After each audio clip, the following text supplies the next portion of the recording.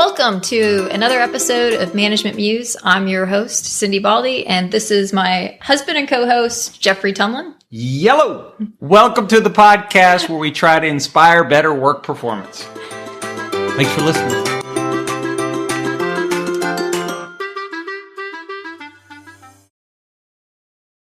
Hey everybody, thanks for joining us today on Management Muse. I'm your host, Cindi Baldi, and this is my co-host, Geoffrey Tumlin. Yellow! And today we're going to talk about the dark side of empathy. Sounds good. Mm-hmm. Yep. All right, so you're going to start with a story, I think? Yep. The stands. Our good buddy, Robert Isbell, who works with us sometimes and is a good friend, fire chief extraordinaire. He tells a story about kind of people needing to come back from, runs in the fire service. You do a lot of wrecks. The fire service in Texas covers a lot of wrecks and they're first on scene. So inevitably you do that long enough, you see a few things. And there's a tendency to want to come back and kind of process that and talk to people about it, when they're back at the fire station. And he tells the story of someone coming back from a wreck and starting to talk through what they saw. And then there will be somebody else at the table who says basically, bleep, that ain't nothing, using the S word. And he calls them stand stories, S-T-A-N, which stands for bleep, that ain't nothing. And it's one of the first of three downsides or dark sides of empathy, is that sometimes, usually accidentally, we jump in and suck the oxygen out of someone sharing something with us to kind of make sense of it. And we tell them a story from our life that one-ups it, not to be a jerk, usually to try to make a connection. To try to make a connection. Yeah. And all of a sudden, they're like, well, this thing that I'm wrestling with, I go to talk to somebody and they basically tell me that it's nothing. And so what's wrong with me? And it's the opposite of, obviously that's the opposite of an empathetic response. And it usually happens, as you mentioned, inadvertently. And so that's kind of the first way that empathy can go wrong. And it's the one to start with because it's not intentional, but it happens a lot. And if we are thinking about that in terms of organizations, what are some things that our managers, what are some things maybe we should be aware of other than obviously not one-upping people? Yeah, sure. Yeah, I think there's this term that you and I talk about a lot, but not a lot of people who aren't, nerds in this stuff, this idea of sensemaking, which is vitally important. People need to make sense of events, not just mildly or moderately or worse kind of events that are it could adverse. Be. Yeah. Sense making is one of the reasons why we gossip. Yeah. Yeah, right. Yeah, we started this story with the story of somebody who was saw a wreck and they saw something terrible. And they know that's adverse to mildly traumatic, but it's really just any time that there's any sort of uncertainty, you do some sense making. Yeah, anytime somebody gets fired, anytime somebody gets promoted and it takes you by surprise, anytime you don't get a promotion, anytime your bonus is lower. And so, this happens all the time. And we process. We process by, I get it. Yeah. So in the sense making, we're possibly talking about something that's bothering us or we're uncertain about. And then somebody comes in and they're like, well, that's nothing. That's nothing. Yeah. I was here when this place was about to be bankrupt, and this is just, this COVID thing is nothing. Yeah. Yeah. Like, you should have seen 10 years ago when I had to spend my own money to paint the wall. These are stories we've heard before in places where we are. Mm-hmm. And, okay, I understand. 10 years ago, things were really bad. But that doesn't mean that to the person coming to you, things aren't bad right now for them. And they have the uncertainty and they're wondering, I don't understand. How come our bonuses were so small? Or how come we didn't get bonuses this year? What's going on? Is there a problem? And usually it's our human instinct to try to share a story and make a connection that 90 times out of 100, probably 95 times out of 100 is great. And it facilitates a connection. But in these instances, I think it was Howard Prince, one of our mentors, we've talked about him at some length across these podcasts, said basically never, like a leader's job is to never take excitement and energy out of a room. Like you should never be that person. And there's a kind of correlate here of, somebody that's trying to process something and coming to you to run through it. Our response shouldn't inadvertently send the message of this is nothing. Yeah, it doesn't even have to be worded like, oh, that's nothing, right? Like, it's just the difference of the magnitude of your story versus their story. And so it reminds me of a conversation that I had with one of my closest friends when I was going through the chemotherapy for cancer. And she was having a really bad time in her life, and we live far away from each other. So she called me up to let me know what was happening. And mid-sentence, she stops herself and she says, well, this is nothing compared to what you're going through. And I didn't mention it, like that wasn't even actually on my mind. I was listening to her. And I stopped her and I said, this is the biggest thing that's happened to you. Yeah. You get to be upset about this. You get to call your best friend and talk about it. Yeah. My cancer does not trump your life. Yeah. Yeah.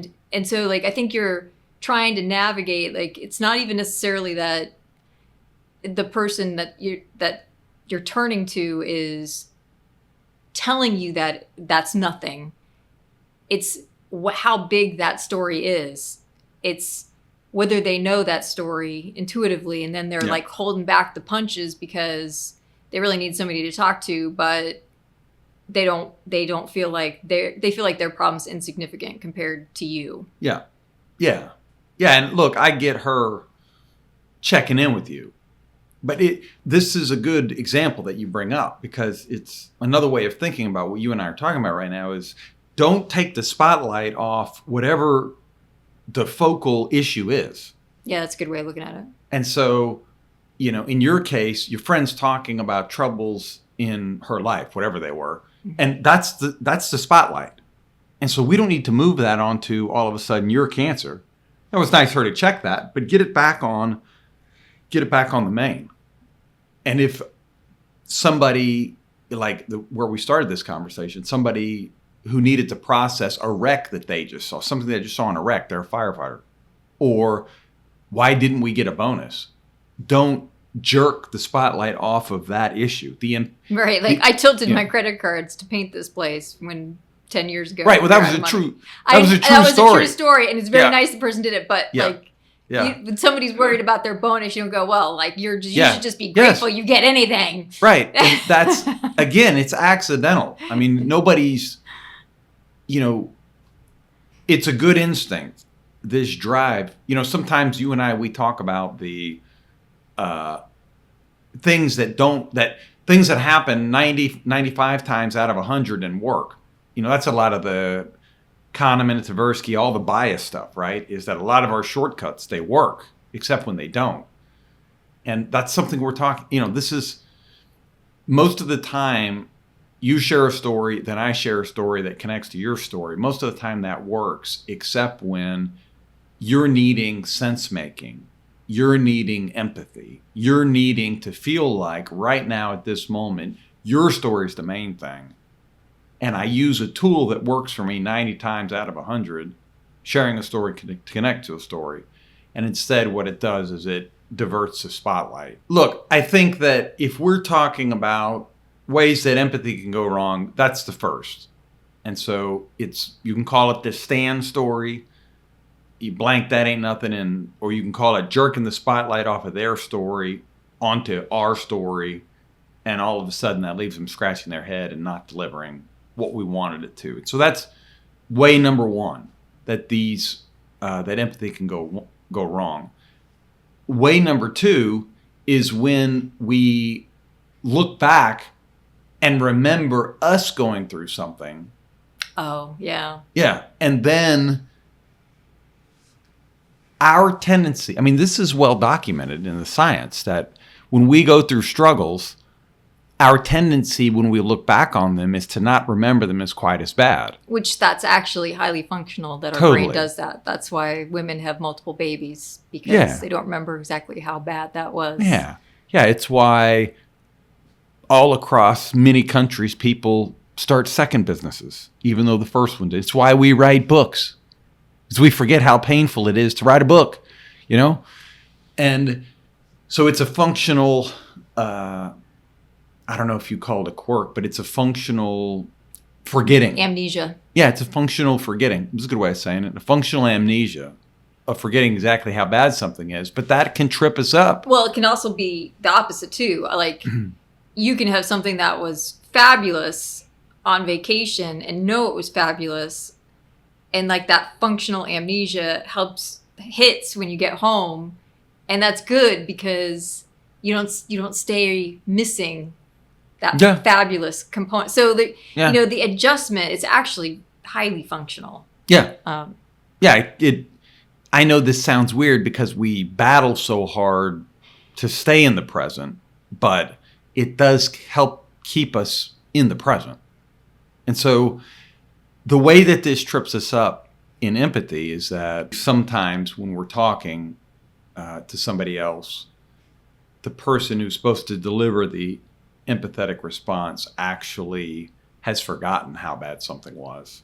That amnesia that you talk about, that kind of helpful or beneficial amnesia. And so they say, look, it's going to be fine. You'll get over it. It's okay. Which neglects how bad it actually was for you when you went through it. If somebody's, they got passed over for promotion, and so then that reminds you of when you got passed over, but then you think about it and it's not so bad because now you're rich and you've been promoted twice since then. And you're like, oh, it's going to be fine. You got a different job because it made you actually make a change. Sure. Yeah. And like basically what most people, again, functional, like most people are like, it was a bad thing that happened or a negative thing that happened, but I'm glad it happened because I'm in this better position now. Yeah. Yeah. Yeah. And so that's kind of a 2A where we forget how bad something was. And then that causes us to be a little bit off the mark, or what I might say is call it tone deaf. And we forget how bad something was. And then 2B is going to be a rarer case, but nonetheless, it's definitely one worth people thinking about, is when the person you're approaching actually shares a certain minority status with you, and then what you're bringing up triggers their own vulnerability. And so if we stick with let's give them a couple examples. So one would be if you're a woman in a male-dominated field, which whatever, some of the ones we work in, the fire service, police, a lot of first responder, the military, a lot of high tech. We work in engineering companies. Yeah, they tend to be more men. It could be the flip, right? It could be a man in nursing. What are some women-dominated? Healthcare is one. The kind of K through 12 teaching would be another. Yeah. So if you're in those companies and then something happens to you, what? You get passed over for promotion? Even something that's more of a personal nature, like, because like... Yeah, you need the time. I need a little time. Right. And so you're choosing, you're looking, and you're like, and I don't think this is rare at all. I think you're looking and you're like, who do I have like a right to go to without violating the hierarchy? Yeah. That is likely to understand where I'm at. And what we're saying is they may have forgotten a little bit. Yeah. And if it's triggering them, their vulnerability, then you may get a negative reaction. Harsher. Yeah, a little less empathy than you thought. Right. Yeah. Yeah. I think that's an interesting case. And I think that if you're listening to this podcast and you've ever left someone scratching your head about why, when you went in thinking you were going to get an open ear and a kind of shoulder lean on of support, it went the opposite way, that may be an explanation. And so, yeah, that's interesting. That one's kind of tricky, right? I mean, that's again, it's this idea of a lot of times similarity is very helpful. And we've talked about this at length in the similarity podcast, except when it's actually not and it backfires. And I think strategically, who you want to turn to, you are looking for somebody who's likely to be similar. Yeah. And you are looking for somebody who should be well positioned to be empathetic. Yeah. And that's actually a good strategy. It's just when it sometimes backfires on you. That's an explanation. Yeah. Yeah.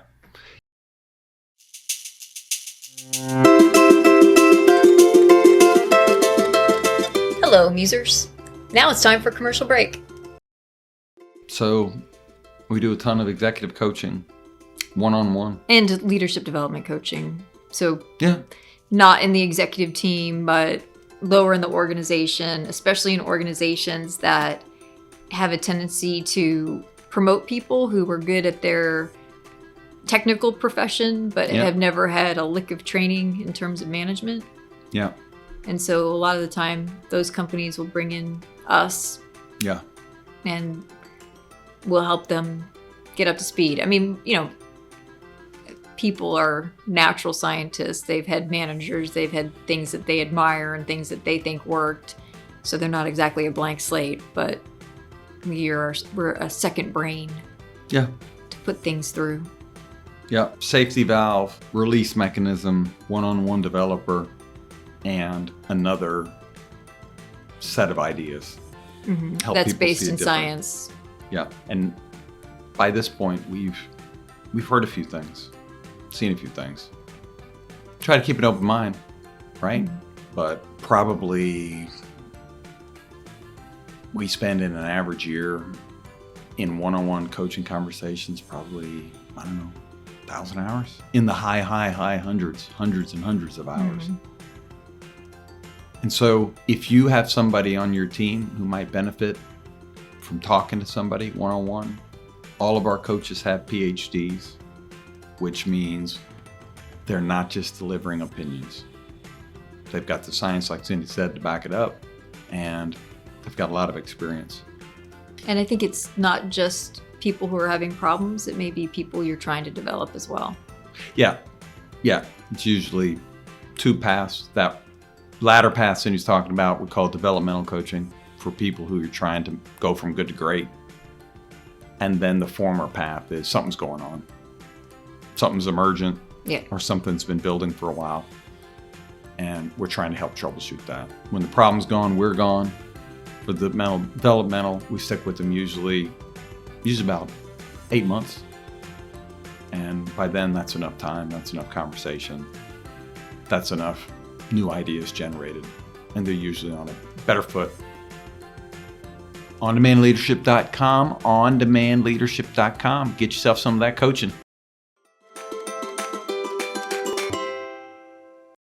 That kind of gets us to what I think is the third case then. If the first case of where empathy goes wrong is the stand stories, taking the oxygen out of the conversation, inadvertently turning the spotlight.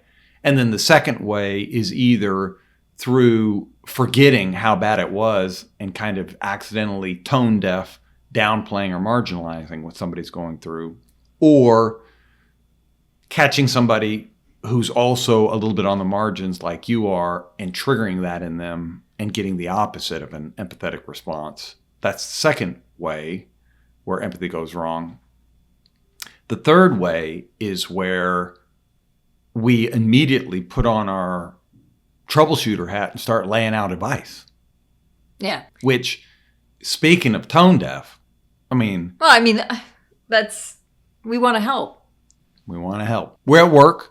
Right. We're in our mode. And you think you might have some solutions Yep, that I got actually work. Especially if I'm the manager. Here comes one of my people to me. They got a problem. They're laying it out. Let's put on the hard hat. Let's go to town. Let's ride this horse that we rode in on. Again, 90 times, 95 times out of 100.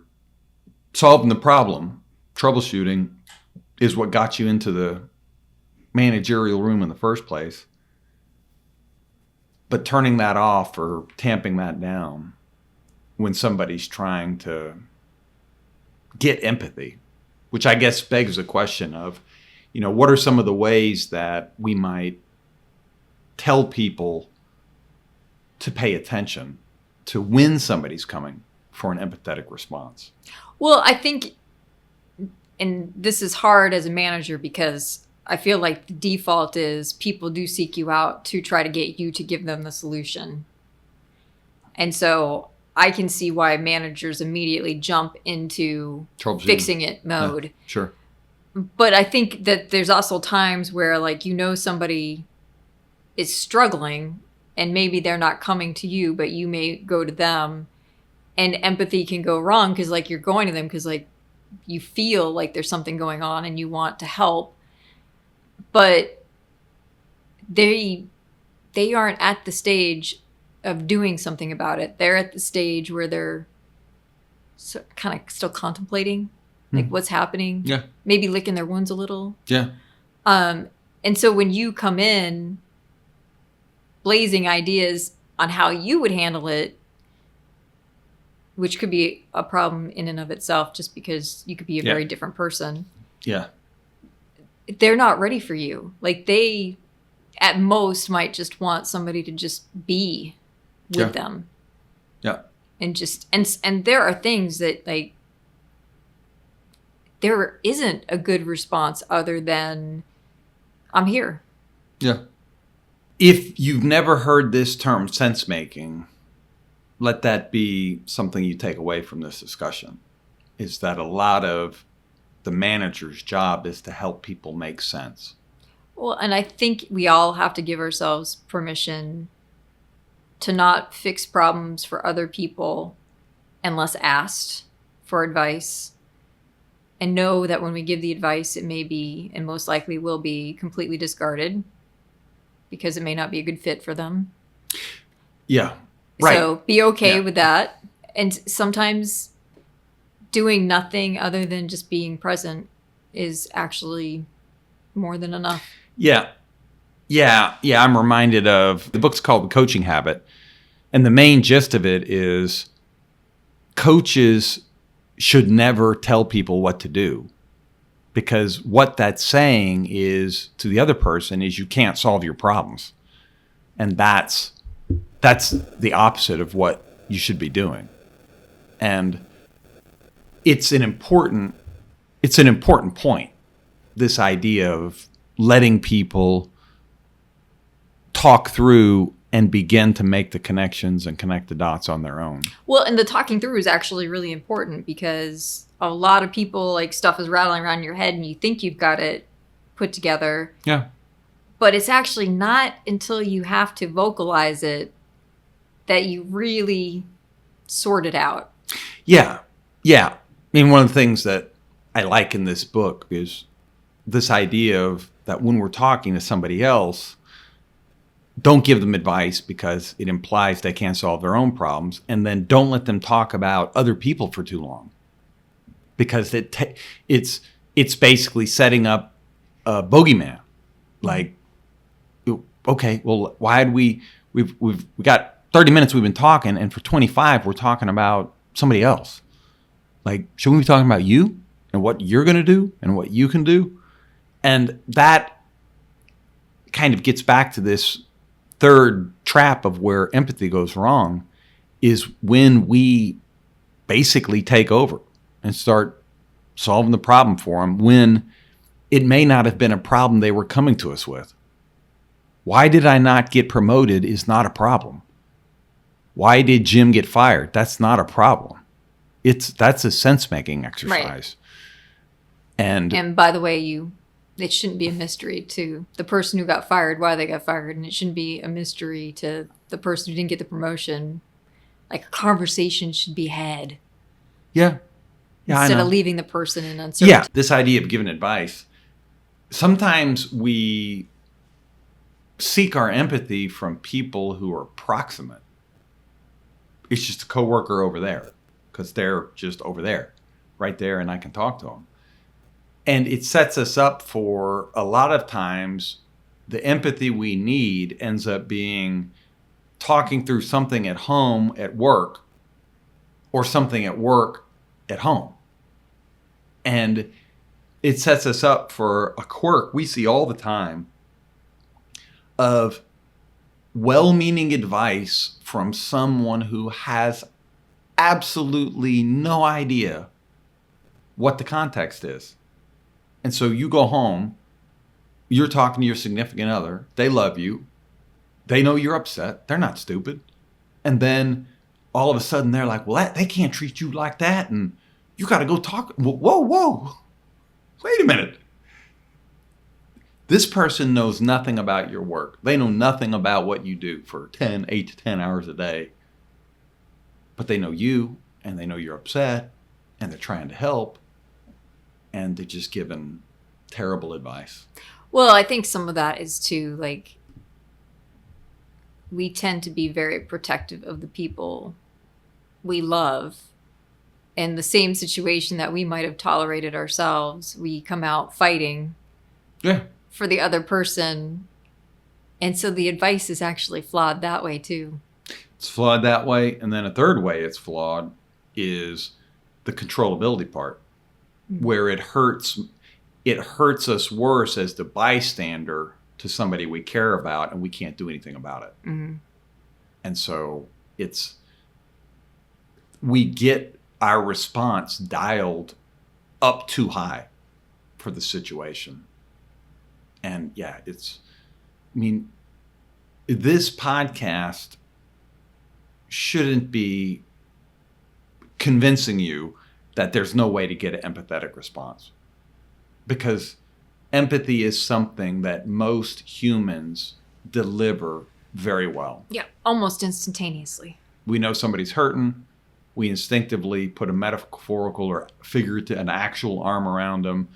We listen. We know enough not to yank the spotlight off of them and onto us, which is the first thing we talked about with the stand stories.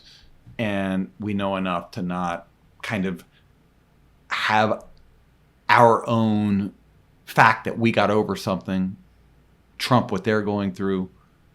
And we know enough to not immediately put on the hard hat and start troubleshooting when somebody's coming to us and they need an ear and they need somebody to help them process whatever they're going through. However, the reason for this discussion is that it does go wrong.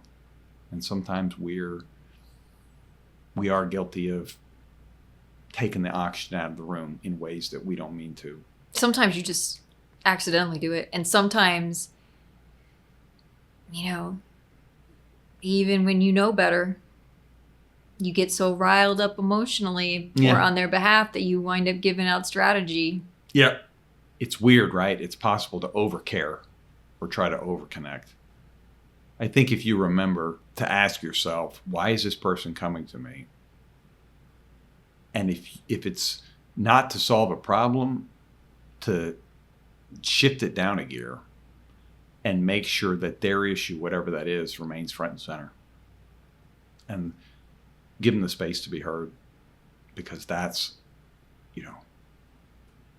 empathy in a lot of cases, just being there. I think that happens a lot with coaches, and I think that happens a lot with managers, because most managers care about their employees. Most employees may not realize that, but they feel a sense of responsibility. They oftentimes like their employees. And so when an employee comes and feels like something hasn't gone right in the organization, I think the gut instinct is to just be like, well, that's messed up. I mean, I know it's happened to you. I know it's happened to me. And you're like, you have to remind yourself, like, no organization is perfect. Yep. It's all trade-offs. Yep. And some of the trade-offs are going to really stink. Yeah. And you can't go out and blow people up for not being perfect because nothing is perfect. Yeah. But like that instinct Yeah. is to immediately try to fix things. Yeah. Yeah. Yeah, I was thinking about that time. Basically, we were both in the company together, and this person, pretty high ranked, had quit because of a conflict with something with her boss. And basically, you got wind of it. Somebody was like, holy crap, so-and-so just quit. And you're like, what? That doesn't... And you walk to her office, shut the door, and like, what is going on? And she just burst out crying. Oh, yeah, I know. And it's like, I had this problem, and here's was the conflict, and we're not getting anywhere, and so I quit. And you were like, well, do you want to quit? No. And if I can, like, can we take this back? And she's like, I don't know. It's like, all right, hold on. And then you went to her boss, and you're like, the two bosses. Well, you had to. Yeah. Yeah. Because thing had gone all the way up the... Right. I had told her... You know which one I'm talking about. Yeah, I do. Yeah. I had said, okay, I'll go try. I make no promises. Like, I'm going to go try to unwind this thing. And fortunately, I was able to unwind it. Yeah. Yeah. Man, the whole thing took 7 minutes. But They wanted to keep her, too. They just thought that... Yeah. She was mad. She had an overreaction. And then she gave him a face-saving BS excuse for why she was leaving. And so they're like, oh, okay. Yeah. Yeah, it was We're going to respect that. Yeah. Yeah. Yeah. She needed, these conversations we have with people to help them make sense of things or to give them empathy when they need some support serve as release valves in companies and prevent things like you're talking about. I mean, that company was lucky you were there because she was gone. She was already gone. Like, the next step was packing up the desk, and you happened to be there. Had she had a release valve, somebody to listen, not to tell her what to do, but before she got so mad she quit, to basically say, look, like you had said a couple minutes ago, organizations aren't perfect. You don't win them all. And sometimes you lose big battles. But ask yourself, why am I here? This was a good deal for you. People aren't stupid.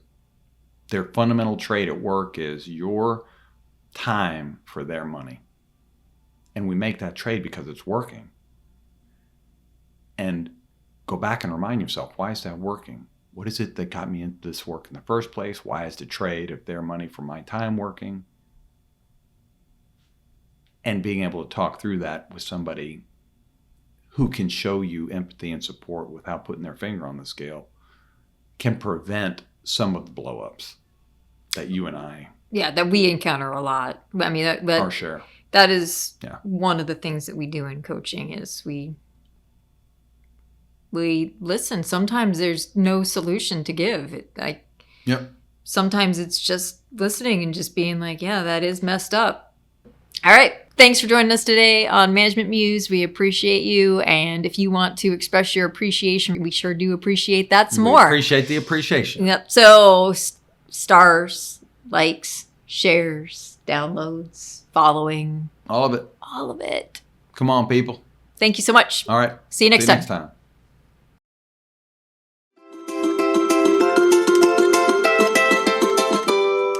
We hope you enjoyed this episode. If you want to learn more about the topic, check out our show notes. And if you want to help us out, like, share, subscribe, and 5 stars are all deeply appreciated. See you next time on the Management Muse.